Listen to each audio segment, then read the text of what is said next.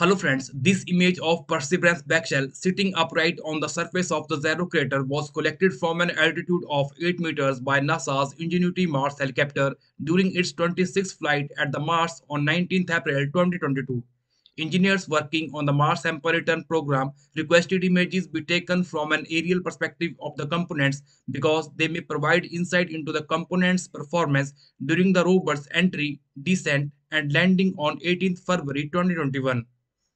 The tangles of cables seen streaming out from the top of the backshell and coated with Martian dust on the surface are high-strength suspension lines that connect the backshell to the Perseverance supersonic parachute upper left. The backshell and the parachute help protect the rover in deep space and during its fiery descent toward the Martian surface. The Ingenuity Mars helicopter was built by NASA's Jet Propulsion Laboratory in Southern California, which also manages the project for NASA headquarters. It is supported by NASA's Transmission Directorate in Washington.